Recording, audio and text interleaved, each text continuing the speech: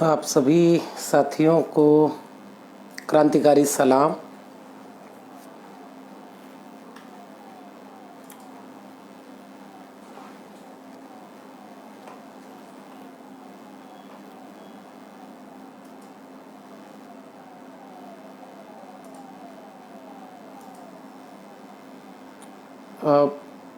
अगर कोई साथी जुड़ गए हों तो वो मुझे एक बार इत्तला कर दें कि मेरी आवाज़ ठीक आ पा रही है क्या।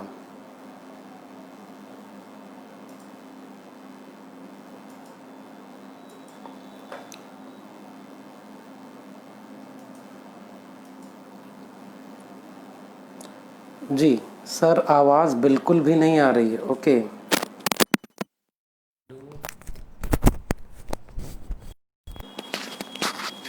एक बार अब देखिएगा आवाज़ आ पा रही है क्या।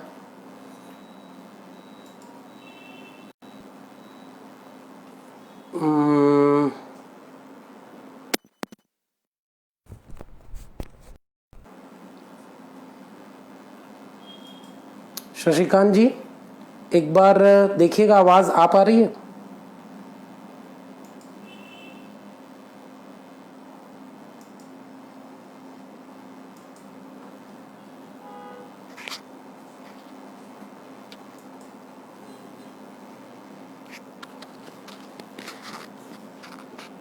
Clear sound coming, Prakash ji. Okay Prakash ji, okay, thank you. Prakash ji शुक्रिया, नितेश जी शुक्रिया, शाहरुख अलवी जी बहुत शुक्रिया। मैं कोशिश करता हूँ कि इसे एक बार शेयर कर दूँ अपने पेज पर, और आज हम लोग जी आज भगत सिंह पर बात करने का मन है, और आज पहली बार पेज पर लाइव आया हूँ, और मैं उम्मीद करूँगा कि आप लोगों की बहुत शुक्रिया, सभी का बहुत शुक्रिया जो आपने इसका फीडबैक दिया। भगत सिंह पर बात करनी है, और भगत सिंह पर बात करने के वक्त सबसे पहले एक छोटा सा कोटेशन। सबसे पहले बिना किसी भूमिका के मैं पढ़ने जा रहा हूँ भगत सिंह का आखिरी पत्र। शायद इन चीज़ों को लेकर के आप समझ पाएं, जो 22 मार्च 1931 को लिखा गया। साथियों, स्वाभाविक है कि जीने की इच्छा मुझ में भी होनी चाहिए, मैं इसे छिपाना नहीं चाहता, लेकिन मैं एक शर्त पर जिंदा रह सकता हूँ कि मैं कैद होकर या पाबंद होकर जीना नहीं चाहता। मेरा नाम हिंदुस्तानी क्रांति का प्रतीक बन चुका है, और क्रांतिकारी दल के आदर्शों और कुर्बानियों ने मुझे बहुत ऊंचा उठा दिया है, इतना ऊंचा कि जीवित रहने की स्थिति में इससे ऊंचा मैं हरगिज नहीं हो सकूंगा।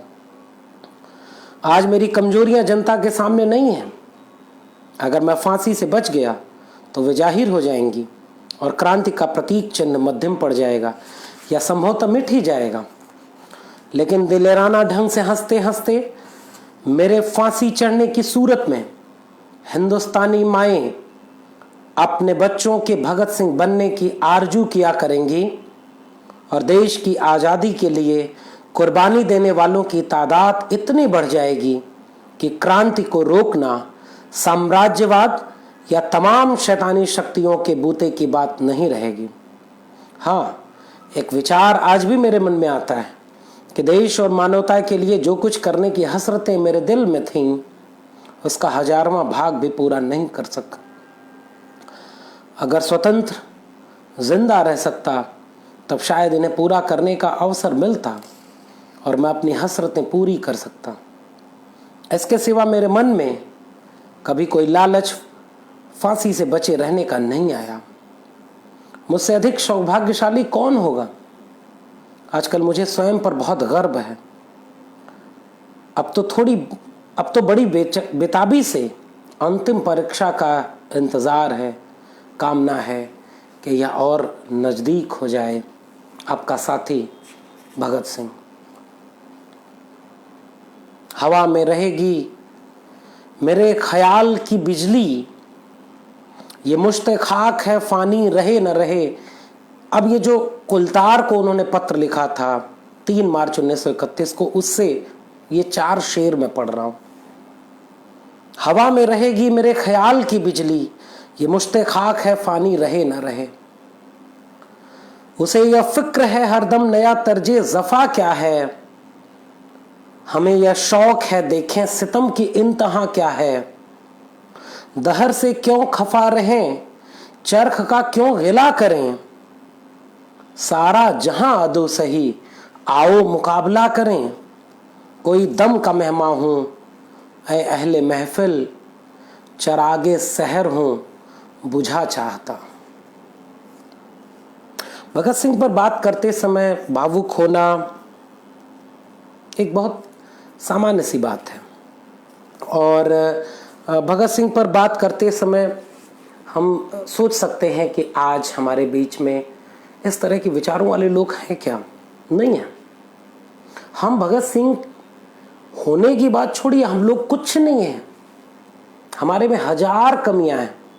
हम भगत सिंह को पढ़ सकें जितना उन्होंने 23 साल 5 महीने 26 दिन की छोटी सी उम्र में लिख दिया है।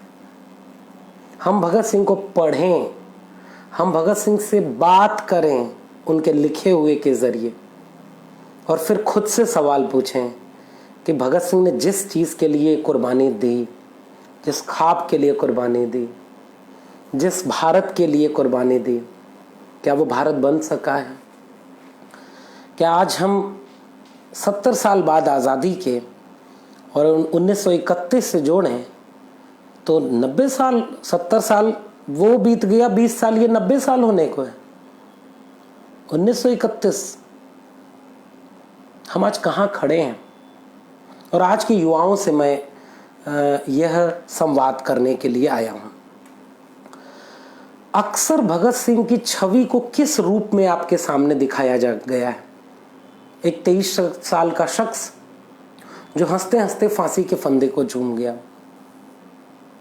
बस इतनी सी बात है कि शहीद तो बहुत सारे लोग हुए, अनगिनत लोगों को फांसी हुई, अनगिनत लोग गोलियों के शिकार बनाए गए, लाठियों के शिकार बनाए गए। अनगिनत लोगों के तो नाम ही इतिहास में दर्ज नहीं। उन सब की कुर्बानियां किसी के तुलना में कम या ज्यादा नहीं हो सकती।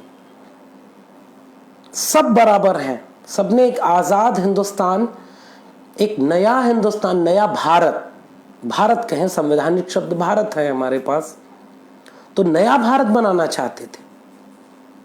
लेकिन उन सब में 23 साल का यह शख्स, 23 साल 5 महीने 26 दिन, इतनी उम्र रही, और यह शख्स जो लिख के गया है, जो इसके विचार हैं, हम उस तक नहीं जा पा रहे हैं। हमने इस मुहावरे में भगत सिंह को कैद कर दिया कि हर शख्स चाहता है भगत सिंह पैदा हो, लेकिन पड़ोसी के घर में। पता है ये बात क्यों कही जाती है? क्योंकि भगत सिंह का मतलब कुर्बानी ही मान लिया गया है।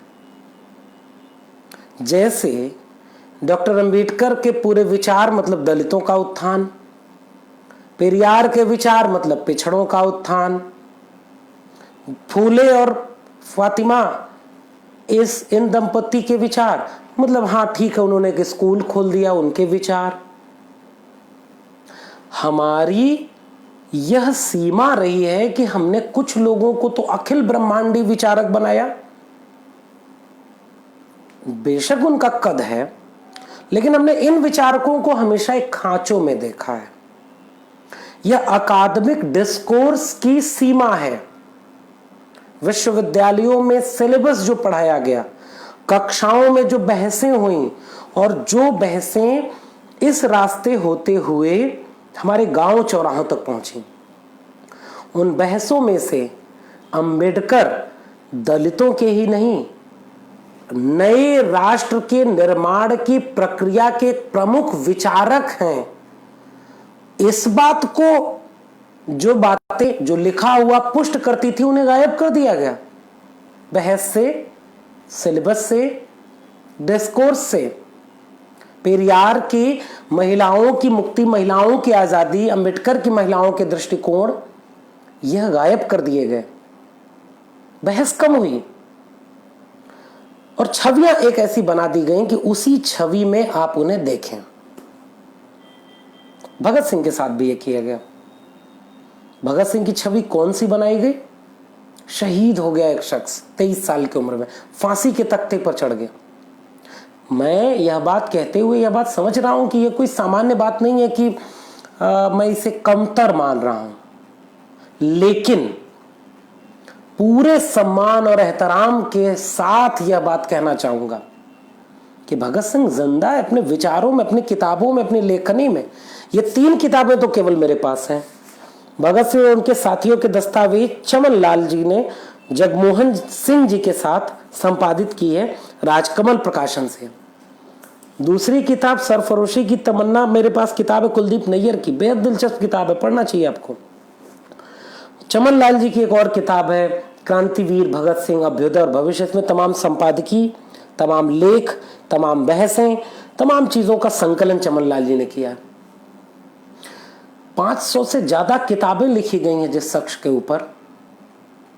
अनगिनत लेख मिल जाते हैं, पत्र के संपादकीय मिल जाते हैं, छोटे छोटे पत्र हैं, चिट्ठियां हैं।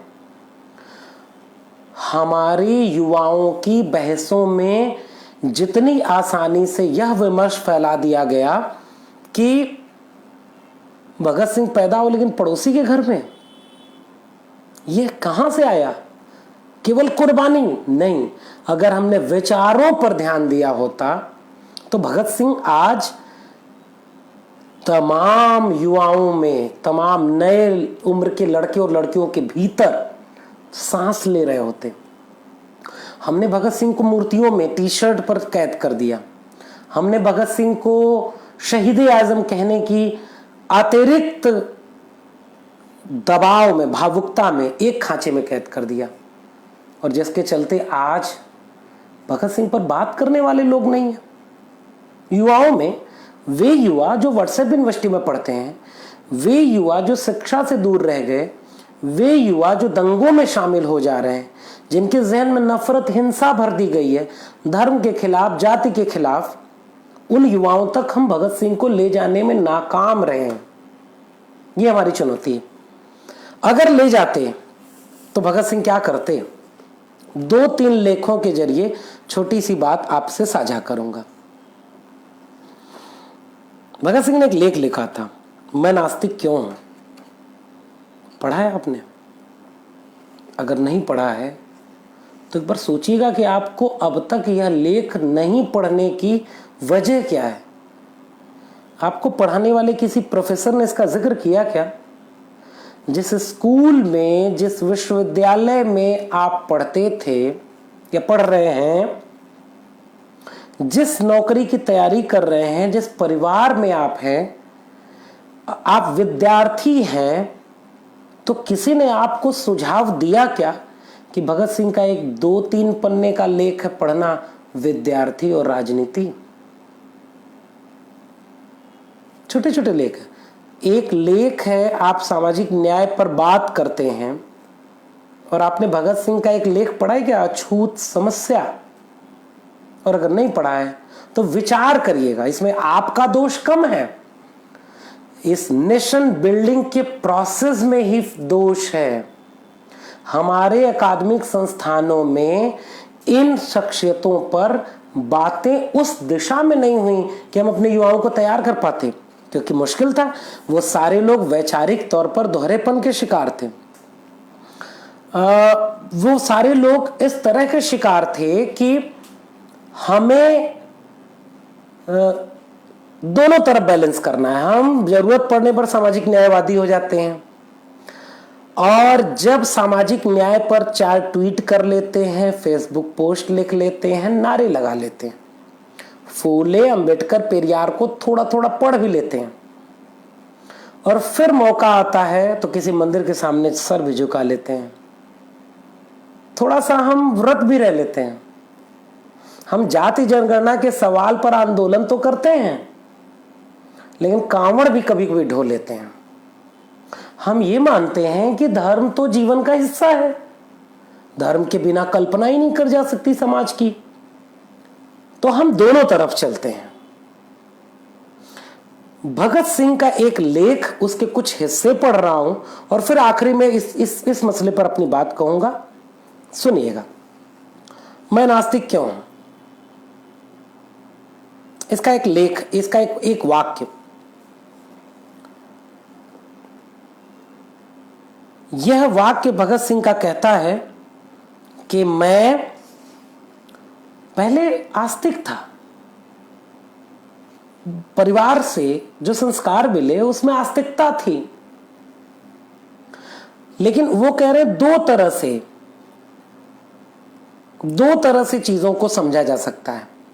पहली कि लोग जो मेरे आसपास थे वो लोग भी ऐसे थे कि वो क्रांतिकारी थे, वामपंथी थे, प्रगतिशील थे, बावजूद इसके वो अच्छे पुजारी थे। देखिए इनमें जिक्र किसका है, पिताजी दादाजी का जिक्र हुआ और किस तरह से आर्य समाजी चीज़ों के साथ बात हुई। और भगत सिंह खुद लिख रहे हैं कि लाहौर के डीएवी कॉलेज में दाखिले के वक्त बोर्डिंग हाउस में रहा, वहाँ सुबह और शाम की प्रार्थनाओं के साथ साथ मैं घंटों गायत्री मंत्र का जाप भी करता था। उन दिनों में मैं एक पक्का ईश्वर भक्त था। बाद में मैं अपने पिताजी के साथ रहने लगा। जहां तक धार्मिक रूढ़िवादिता का सवाल है, वे एक उदारवादी व्यक्ति थे, वे पक्के ईश्वर भक्त हैं, नास्तिक नहीं हैं। वे मुझे हर रोज ईश्वर की प्रार्थना करने के लिए कहते थे। तो मेरी परवरिश इस तरह हुई। और फिर उसके बाद किस तरह से आगे वो बढ़ते हैं कि वो दो नेता मिलते हैं। एक नेता क्रांतिकारी पार्टी में मिलते हैं, उन्हें ईश्वर पर पूरा भरोसा तो नहीं था, लेकिन वे उसके अस्तित्व को नकारने की हिम्मत नहीं जुटा पाते थे। मैं उन्हें बार बार ईश्वर के बारे में कुरेदता तो वो कहते, जब भी मन करे पूजा कर लिया करो।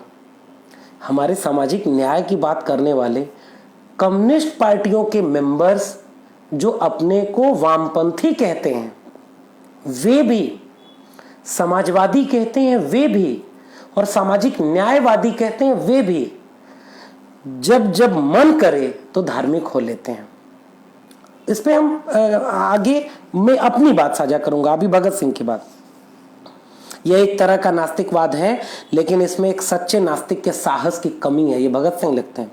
और दूसरे नेता के संपर्क में आया जो कॉमरेड सचिंद्र नाथ सान्याल थे और बंदी जीवन लिखते हैं, और इसके पहले पन्ने पर ईश्वर की महिमा का बड़े जोरदार शब्दों में गान करते हैं। इस खूबसूरत किताब के दूसरे भाग के आखिरी पन्ने पर उन्होंने वेदांतवादी होने के कारण रहस्यवादी शैली में ईश्वर की महिमा की प्रशंसा की है, जो उनकी सोच का अभिन्न हिस्सा था। यह भी एक तरह का रहस्यवाद था। तो मैं यह कहना चाहता हूं कि अभी क्रांतिकारी पार्टी में ईश्वर के प्रति अनास्था का बीज भी नहीं फूटा है। काकोरी के चारों मशहूर शहीदों ने अपने आखिरी दिन प्रार्थना करते हुए गुजारे। इस शख्स से, भगत सिंह से जाते जाते कुलतार ने कहा, मैं वो कोट पढ़ना चाहता हूं। छोटा सा कोट है, मुझे वक्त दीजिए, मैं उसको आपको सुनाना चाहता हूं। चरत सिंह जो उनके जेल में देखरेख करते थे, चरत सिंह ने भगत सिंह के कान में फुसफुसा कर कहा, बिल्कुल फांसी के तख्ते पर जा रहे भगत सिंह उस वक्त का। चरत सिंह ने भगत सिंह के कान में फुसफुसा कर कहा, वाहे गुरु को याद कर लो। भगत सिंह ने मुस्कुराते हुए जवाब दिया, मैंने पूरी जिंदगी में कभी भी उसे याद नहीं किया, उल्टे मैं गरीबों की दुर्दशा के लिए भगवान को कोसता रहा हूं। अगर मैं अब उससे प्रार्थना करूंगा तो वह कहेगा, कितना डरपोक आदमी है, मौत को सामने देखकर मुझे याद कर रहा है। जो दोहराव वामपंथियों में आज भी है, जो वैचारिक दोहराव सामाजिक न्याय के नाम लेने वाले ढेर सारे लोगों में आज भी है, जो समाजवादियों में आज भी है, भगत सिंह आपको एक सीख दे रहे हैं। वैचारिकी दोहराव से नहीं बनती, एक दिशा में आप विचार पर खड़े होते हैं। आप कोई पार्टी के नेता हैं क्या कि जिनको वोट लेना है?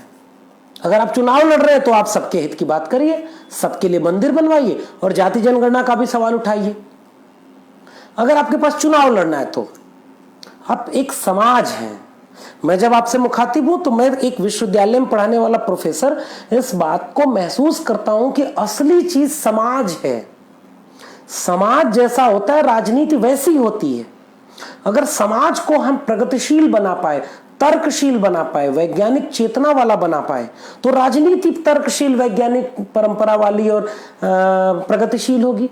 और अगर समाज नहीं होगा तो हर वैचारिकी में दोहराव दिखेगा। भगत सिंह वाले लोग तो थोड़े से होते हैं। तो ये भगत सिंह का मामला है। और फिर रामप्रसाद बिस्मिल और राजेंद्र लहड़ी की आलोचना करते हैं भगत सिंह, तो रोमानी क्रांतिकारी ने सिद्ध करते हैं और उनको ये कहते हैं कि किस तरह से ये लोग बात करते थे। अब देखिए 1926 के आखिरी तक मैं इस निष्कर्ष तक पहुंच गया था कि एक सर्वशक्तिमान ईश्वर की धारणा जो इस सृष्टि का सृजन, नेतृत्व और संचालन करने वाला है, एक आधारहीन बात है। अब इसके आगे सबसे महत्वपूर्ण बात, अब मैं ठहरा नास्तिक, तो नास्तिक व्यक्ति क्या कह रहा है कि मैं अपने आप को इससे ज्यादा तसल्ली दे सकता हूं कि मैं एक मकसद के लिए अपनी जिंदगी को कुर्बानी देने जा रहा हूं। ईश्वर में विश्वास रखने वाला हिंदू पुनर्जन्म में राजा बनने की उम्मीद कर सकता है। मुसलमान या ईसाई स्वर्ग लोक में मजे लूटने की उम्मीद कर सकता है और अपने दुख और कुर्बानियों के बदले में इनाम पाने की बाट जो सकता है। लेकिन मैं क्या उम्मीद कर सकता हूं? मैं जानता हूं कि जैसे ही फांसी की रस्सी मेरे गले में पड़ेगी और मेरे पांवों के नीचे से तख्त हटेगा, वो मेरा आखिरी क्षण होगा। और यह कहना ज्यादा सही होगा कि मेरी आत्मा मेटाफिजिकल व्याख्या के अनुसार वहीं खत्म हो जाएगी, इसके आगे कुछ नहीं। मैंने किसी स्वार्थ भावना के बिना, और यहाँ वो कहते हैं कि तुम लोग स्वार्थी हो कि भगवान को खुश करने की बात करते हो कि स्वर्ग में जगह मिले, भगवान खुश रहे बिगड़ा हुआ काम बन जाए, भगवान खुश रहे नौकरी मिल जाए, भगवान खुश रहे 69,000 की वैकेंसी में मेरा नाम आ जाए 31,000 में, भगवान खुश रहे कि जो वैकेंसी आ रही है उसमें हम पूरा हो जाए, भगवान के यहाँ पूजा करने जाते हैं कि चुनाव लड़ने जा रहे हैं जीत जाए, विधायकी का टिकट मिले, इसीलिए तो भगवान क्या जाते हैं, बीमारी है ठीक हो जाए, घर में दिक्कत है सही हो जाए। भगत सिंह कहते हैं आप सब स्वार्थी हैं। और फिर भगत सिंह सवाल पूछते हैं और कहते हैं कि इस धर्म ने, आस्तिकता ने आपको मानसिक रूप से जड़ बना दिया है और आपकी आलोचनात्मक और स्वतंत्र सोच को गुलाम बना दिया है। अब भगत सिंह का सवाल सोचिए, सुनिए और इस सवाल को ईवी रामास्वामी पेरियार से जोड़िएगा। भगत सिंह का सवाल क्या है? भगत सिंह सवाल पूछते हैं कि मेरा सवाल आस्तिकों से है, अगर आपका विश्वास है कि एक सर्वशक्तिमान, सर्वव्यापी और सर्वज्ञानी ईश्वर है जिसने इस पृथ्वी या दुनिया को रचा है, तो कृपया मुझे यह बताएं कि उसने इसे क्यों रचा है। इस दुखों और मुसीबतों से भरी दुनिया को, जो अनगिनत त्रासदियों से के चिरंतन और अंतहीन बोझ से दबी हुई है, जहां एक भी प्राणी पूरी तरह सुखी नहीं है, आपके ईश्वर ने यह दुनिया क्यों रची है। और फिर पढ़िए पेरियार को, पेरियार की किताब में कुदी अरसू के कई लेख हैं और पेरियार सीधे सीधे क्या कहते हैं, जिसने ईश्वर, पेरियार तो यह कहते हैं कि ईश्वर ने कुछ रचा ही नहीं, जिसने ईश्वर को रचा वह डरपोक मनुष्य था, जिसने प्रचारित प्रसारित किया वह दलाल था, वो धोखेबाज था। तो पेरियार कहते हैं, मैं नहीं कह रहा, पेरियार कहते हैं कि सबसे बड़ा झूठ है ईश्वर की संकल्पना। भगत सिंह क्या लिख रहे हैं, अगर, और पेरियार कहते हैं कि अगर कोई ईश्वर है तो बताओ वह दुखी लोगों के दुख को दूर क्यों नहीं करता। भगत सिंह का लेख वहां जाता है और भगत सिंह क्या लिखते हैं धर्म के लिए। मैं जानता हूं कि वर्तमान परिस्थितियों में ईश्वर में आस्था मेरी जिंदगी को काफी आसान बना देगी, मेरा बोझ कम हो जाता, पर उस पर अविश्वास करने के कारण परिस्थितियां थोड़ी रूखी प्रतीत होती हैं और स्थिति एक बेहद कठोर मोड़ ले सकती है। थोड़ा बहुत रहस्यवाद इन परिस्थितियों को काव्यात्मक बना देता है, लेकिन मैं अपने भाग्य का सामना करने के लिए किसी तरह के नशे की मदद नहीं लेना चाहता। नशे की मदद, हम सारे लोग नशे में धुत हैं। हम सामाजिक न्याय की भी बात करते हैं, थोड़ा सा नशा भी कर लेते हैं। हम वामपंथी भी हैं, थोड़ा सा नशा भी कर लेते हैं। हम समाजवादी भी हैं, थोड़ा सा नशा भी कर लेते हैं। ये जो नशा है, भगत सिंह इसको तार्किक रूप से आपसे संवाद कर रहे हैं और नई पीढ़ी से मुखातिब है। तो इस तरह से भगत सिंह कहते हैं कि यह सब मामला किस तरह से गलत है, और वह कहते हैं कि हिंदू धर्म किस तरह से इसको जीते, हिंदू धर्म में किस तरह से ये सारी चीजें हैं। इतिहास में इससे बुरी जगह कहां है जहां धर्म के नाम पर हत्याएं हुई। अब आप अपने सर्वशक्तिमान चिरंतन नीरो को कैसे सही ठहरा सकते हैं जब चंगेज खान ने अपनी खुशी की खातिर कुछ हजार जानें ली थी और हम उसके नाम से नफरत करते हैं। तब ईश्वर क्या कर रहा था। अब भी हर दिन, हर घड़ी, हर पल अनगिनत दुख पैदा होता है, वहां ईश्वर क्या कर रहा होता है। मैं पूछता हूं कि उसने इस दुनिया को रचा ही क्यों, एक जीते जागते नर्क को। ठीक यही विचार आपको पेरियार के यहां मिलेगा। पेरियार कहते हैं उसने ये दुनिया क्यों बनाई है, वो ईश्वर मिले तो मैं उससे पूछूंगा। हिंदुओं को लिए कहते हैं कि आपने ऐसे तर्क निकाले हैं कि जो लोग कष्ट भोग रहे हैं वो पिछले जन्म के पापी हैं। अच्छी बात है, आप कहते हो तो आज के जन्मकारी पिछले जन्म के साधु महात्मा थे, इसलिए आज उनके पास ताकत है कि वो प्रधानमंत्री बन जा रहे हैं, गृह मंत्री बन जा रहे हैं, मुख्यमंत्री बन जा रहे हैं, वो एक सांस्कृतिक संगठन चला रहे हैं, वो एक राजा महाराजा बने हैं, अंबानी अडानी बने हुए हैं। क्या वो पुराने जन्म में ऋषि मुनि थे? भगत सिंह पूछ रहे हैं। मुझे यह मानना पड़ेगा कि आपके पूर्वज बड़े चतुर थे। उन्होंने ऐसे सिद्धांत खोज निकाले कि तर्क और अविश्वास की गुंजाइश ही न रहे, लेकिन हम विश्लेषण करके देखेंगे कि उनके तर्क और वास्तव में कितने खोखले हैं। मुसलमानों और ईसाइयों के लिए लिखते हैं भगत सिंह, मैं आपसे पूछता हूं कि सर्वशक्तिमान ने इस दुनिया को बनाने में 6 दिन तक मेहनत क्यों की, और हर दिन यह क्यों कहा कि सब ठीक ठाक है। उसे बुलाओ और इस दुनिया का पिछला इतिहास दिखाओ, उसे मौजूदा हालत का बयान करने को कहो। इसके बाद देखें वो कहता है क्या कि सब ठीक ठाक है, सब खैरियत से है। जेलों की काल कोठरियों में से लेकर झुग्गी झोपड़ियों की विशाल बस्तियों में भूख से तड़पते लाखों करोड़ों इंसानों तक और पूंजीपति पिशाचों द्वारा अपना खून किए जाने को लाचार आंखों से देखते शोषित मजदूरों तक कहां है वह दुनिया जो सब ठीक ठाक है, जो खैरियत से है। हर स्तर पर मानवीय ऊर्जा की इतनी बर्बादी हो रही है कि कोई भी संवेदनशील व्यक्ति सिहर उठेगा। जरूरत से ज्यादा उत्पादन को जरूरतमंदों में बांटने की बजाय समुद्र में फेंका जा रहा है। भूख से तड़पते लाखों करोड़ों इंसानों से लेकर राजा महाराजाओं के उन महलों तक जिनकी नींव इंसान की हड्डियों से निर्मित है, कहां है वह दुनिया जो ईश्वर ने रची है, जो ठीक ठाक है, सब खैरियत से है। यह तेवर है भगत सिंह का। और इस लेख में आखिरी में क्या कहते हैं, मेरे हिसाब से आपको पता है इस दुनिया में सबसे बड़ा अपराध है गरीब होना। गरीबी एक पाप है, एक दंड है। आपके विचार में उस इंसान का भाग्य कैसा होना चाहिए जो एक गरीब और अनपढ़ परिवार में, मान लीजिए किसी चमार या भंगी के घर पैदा हुआ है। सीधे भगत सिंह कास्ट को एड्रेस करते हैं और भगत सिंह का एक लेख है अछूत समस्या, उस पर भी बात करनी चाहिए आपको। मान लीजिए वह गरीब व्यक्ति चमार या बंगी के घर में पैदा हुआ है। गरीब होने के कारण वह पढ़ नहीं सकता। दूसरे लोग उसे नफरत और हिकारत की नजर से देखते हैं और खुद को उससे श्रेष्ठ समझते हैं, और आज भी समझते हैं। आज भी सरस्वती माँ का पावन प्रांगण विश्वविद्यालयों में आरक्षण लागू होने से दूषित होता है। आज भी विश्वविद्यालयों में दलितों, आदिवासियों और ओबीसी के प्रोफेसर्स नहीं है। 95 to 97% पोस्ट प्रोफेसर की वैकेंट है। किसी भी वैकेंसी में जितने फीसदी दलित, पिछड़े, आदिवासी होने चाहिए थे, नहीं है आजादी के 70 साल बाद। और जहां आरक्षण लागू नहीं है वहां 90 से 95% सवर्ण काबिज है। कैसा देश है, किस भगत सिंह के ख्वाबों का देश बना है। और आप कहते हैं जाति पर बात ना करें, भगत सिंह जाति पर बात करते हैं। दूसरे लोग उन्हें हिकारत की नजर से देखते हैं और खुद को श्रेष्ठ समझते हैं क्योंकि वे ऊंची जाति में पैदा हुए हैं। उनकी अज्ञानता, उनकी गरीबी और दूसरों द्वारा किया जाने वाला दुर्व्यवहार उसे निश्चित ही समाज के प्रति कठोर बना देगा। अब अगर वह कोई पाप कर बैठता है तो इसकी जिम्मेदारी किस पर है, भगवान पर, खुद उस पर, या समाज के पढ़े लिखे लोगों पर। उन लोगों के दंड के बारे में आप क्या कहेंगे जिन्हें ब्राह्मणों ने अपनी धौंस और अहंकार के कारण अज्ञानी बनाए रखा और आज भी बना।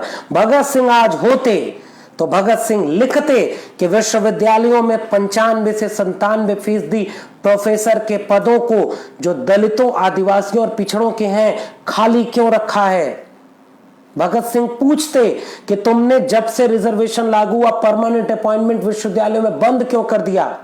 भगत सिंह तुमसे सवाल पूछते कि कितने वाइस चांसलर दलित, पिछड़े, आदिवासी, पसमानदा हैं, मुसलमान हैं, महिलाएं हैं, कितने प्रिंसिपल हैं, कितने जज हैं, कितने वकील हैं, कितने सेक्रेटरी हैं, कितने ज्वाइंट सेक्रेटरी हैं, कितने कैबिनेट सेक्रेटरी हैं, कितने उद्योगपति हैं।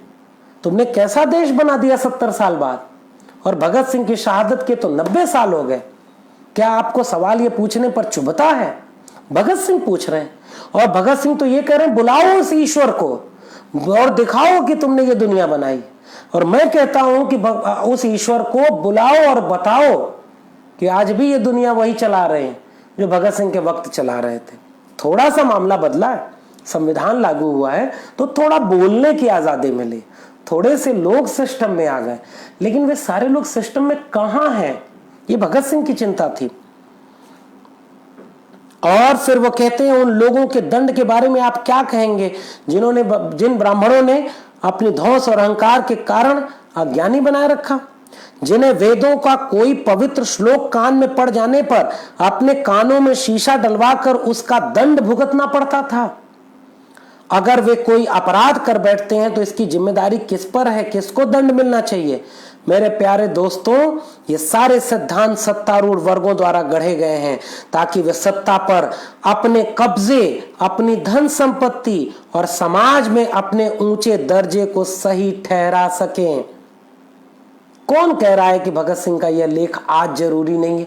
आज 200% सही है।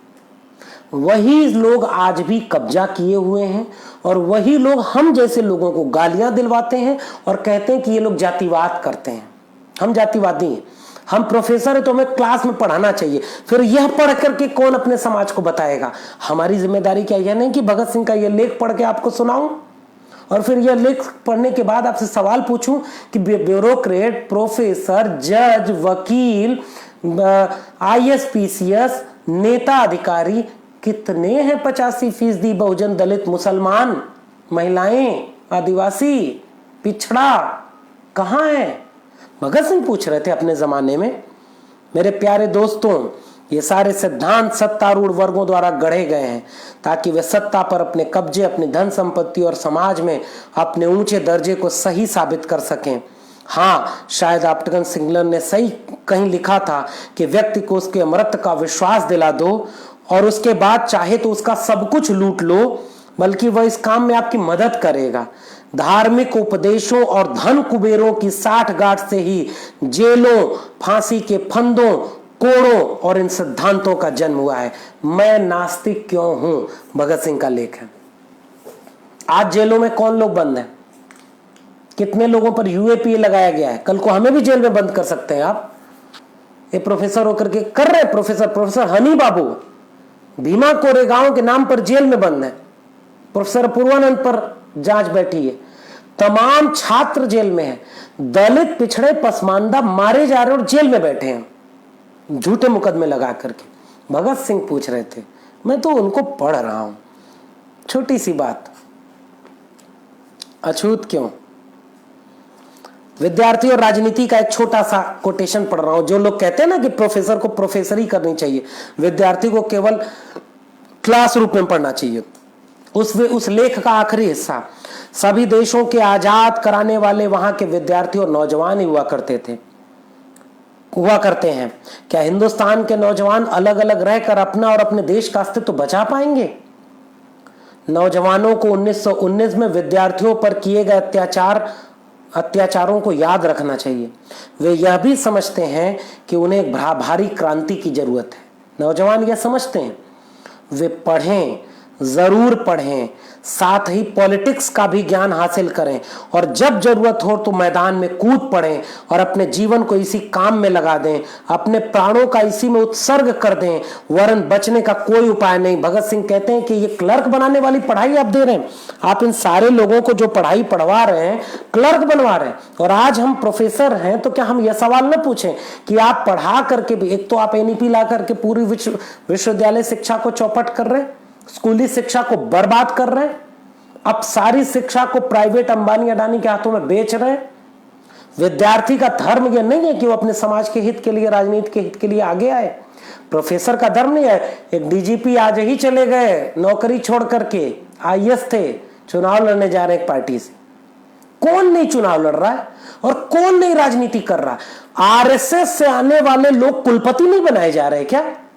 आरएसएस के कैडर प्रथम वर्ष दीक्षित, द्वितीय वर्ष दीक्षित, तृतीय वर्ष दीक्षित प्रोफेसर नहीं बन रहे क्या? खुलेआम बन रहे, वाइस चांसलर बन रहे और बड़े बड़े पदों पर बिठाए जा रहे हैं।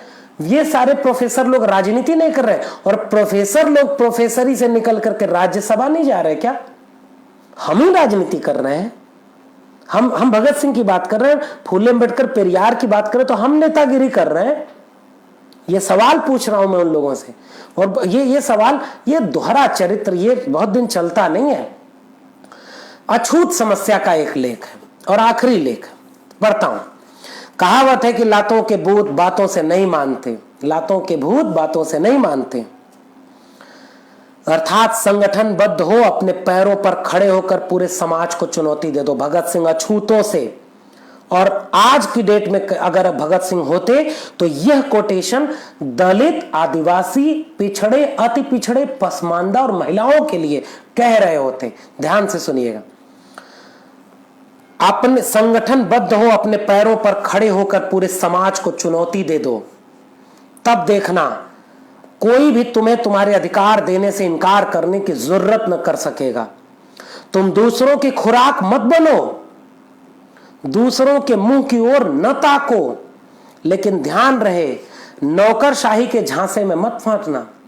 आज भी तो हम फंस जाते हैं कि कौन हमारा साथ दे देगा, कौन हमारा साथ नहीं देगा। यह तुम्हारी कोई सहायता नहीं करना चाहती, बल्कि तुम्हें तुम्हारा मोहरा बनाना चाहती है। यही पूंजीवादी नौकरशाही तुम्हारी गुलामी और गरीबी का असली कारण है।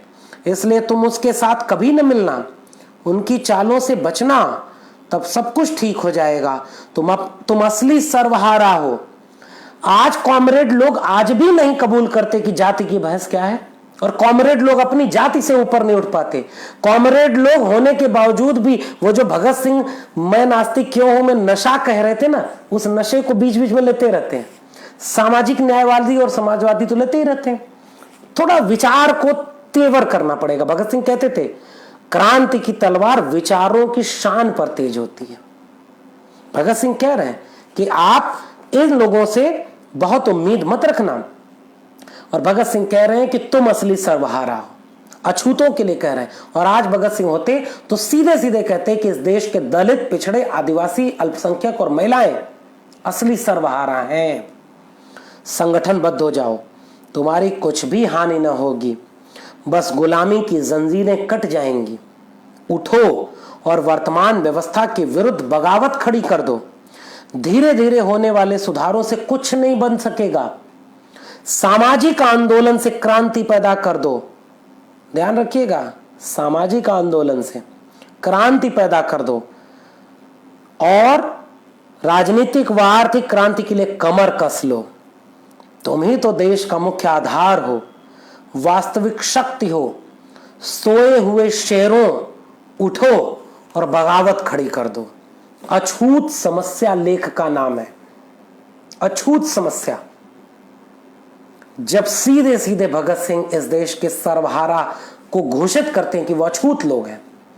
भगत सिंह चाहते थे कि एक तर्कशील वैज्ञानिक पद्धति का समाज बने। भगत सिंह चाहते थे गरीब अमीरी का भेद मिटे, गोरे अंग्रेज की जगह काले अंग्रेज न बैठे। भगत सिंह चाहते थे कि जाति के नाम पर शोषण बंद हो। कहां है भगत सिंह के सपनों का भारत? तो मैं जाते जाते आपसे यही अपील करूंगा कि आप एक बार किताबों के करीब जाएं, भगत सिंह को केवल फांसी के तख्ते पर झूलते हुए तस्वीर में न देखें और केवल मजाक बना दें कि भगत सिंह पैदा होना चाहिए पड़ोसी के घर में। हम क्यों जोखिम नहीं ले सकते? हम क्यों वह सच बात नहीं कह सकते जो हम जानते हैं? केवल एक नौकरी की वजह से हम चुप रह जाएं, केवल इसलिए चुप रह जाएं कि हम बेरोजगार रह जाएंगे और जिसकी सरकार है वो हमें जेल में डाल देगी। भगत सिंह के सामने भगत सिंह वह हिम्मत तो देते हैं ना, विचार देते हैं। भगत सिंह हिम्मत विचार के साथ एक जज्बा देते हैं कि आप वैचारिक दोहरापन नहीं चलेगा। और फिर इन सारी चीजों को लेकर के जाते जाते मैं फैज अहमद फैज को याद करूंगा और उम्मीद करूंगा कि आप इन चीजों से भगत सिंह को एक नए तेवर में देखेंगे। सामाजिक न्याय के मानने वाले लोग जो इस भ्रम में रहते हैं कि उनकी जाति का हर व्यक्ति सामाजिक न्यायवादी है और जो उनकी जातियों के नहीं है वो सब विरोधी है, नहीं, मैं सहमत नहीं हूं। मेरी जाति का होने के बावजूद अगर कोई मेरी विचार का नहीं है तो मैं उसे अपनी वैचारिक यात्रा का साथी, भरोसेमंद साथी नहीं मान सकता। वैसे ही अगर भगत सिंह जैसा मेरी जाति का न रहने वाला शख्स भी मेरे विचार का साथी है तो मैं उसे अपना नायक मानता हूं, फूले और पेरियार के बराबर रखता हूं। और जाते जाते कोटेशन जरूर पढ़ूंगा फूले और पेरियार का। डॉक्टर अंबेडकर उस समय एक लेख लिखते हैं। डॉक्टर अंबेडकर पेरियार लिखते हैं कि वह कौन सा शख्स होगा जो भगत सिंह की शहादत के वक्त परेशान नहीं होगा, किसको दुख नहीं हुआ होगा। कुडी अरसू में पेरियार उसी वक्त में कुडी अरसू 13 अप्रैल 29 मार्च 1931 को पेरियार लिखते हैं। 6 दिन बाद भगत सिंह के साथ खड़े होते हैं। पेरियार का साथी भगत सिंह, अंबेडकर के साथी भगत सिंह है। 31 अप्रैल 1931 को मराठी अखबार जनता में अंबेडकर लिखते हैं कि इन तीन युवाओं की शहादत पर 3 बलिदान, और सीधे सीधे इस पूरे लेख में कहते हैं कि कुछ लोगों को खुश करने के लिए भगत सिंह और 3 नौजवानों को फांसी पर चढ़ा दी गई। यह कभी यह देश बर्दाश्त नहीं करेगा, आपकी देवता वाली छवि को कभी एक्सेप्ट नहीं करेगा। इसलिए मेरे सामने भगत सिंह नायक हैं, इसलिए मेरे सामने भगत सिंह एक विचार का नाम है और इसलिए मैं सामाजिक न्याय के योद्धा के रूप में भगत सिंह को मानता हूं। आप भी पढ़िए दोस्तों, किताब पढ़िए, भगत सिंह के लेखों को पढ़िए और अपने विचार को स्पष्ट करिए। समाज नहीं बदला इसलिए हमारे नेता धोखा देते हैं समाज को। वो मंदिर भी बनवाएंगे, मस्जिद भी बनवाएंगे, जाति जनगणना भी करवाएंगे क्योंकि हमारा समाज वो मजबूर है। आपने समाज को नहीं बदला, हमारा समाज आज भी उसी के नाम पर वोट दे रहा है। इसलिए अगर हमें बदलना है तो हमें समाज को एजुकेट करना होगा, नई पीढ़ी को पढ़ाना होगा। और इसी उम्मीद के साथ जाते आते फैज अहमद फैज का एक शेर सुनिए। जिस ध्वज से कोई मक्तल में गया, जिस ध्वज से कोई मक्तल में गया, मक्तल समझते हैं, आखिरी जगह, शहीदी की जगह, खत्म होने की जगह, कब्रिस्तान कह लीजिए, जिस दार पर फांसी का तख्ते पर चढ़ाया जाता है वो कह लीजिए। जिस ध्वज से कोई मक्तल में गया वो शान सलामत रहती है, ये जान तो आनी जानी है, इस जान की कोई बात नहीं। और फिर मेरे महबूब जिले आजमगढ़ के शायर, आला तरीन शायर कैफी आजमी की वो नज्म, हम बचाएंगे सजाएंगे संवारेंगे तुझे, हर मिटे नक्श से निखार उभारेंगे तुझे, अपनी शहरक का लहू दे के सींचेंगे तुझे, दार पे चढ़ के, दार मतलब फांसी के तख्ते पर, दार पे चढ़ के फिर एक बार पुकारेंगे तुझे, राह इमदाद की, इमदाद का अर्थ होता है मदद की गुहार करना, राह इमदाद की देखें ये भले तौर नहीं, हम भगत सिंह के साथी हैं कोई और नहीं। बहुत बहुत शुक्रिया।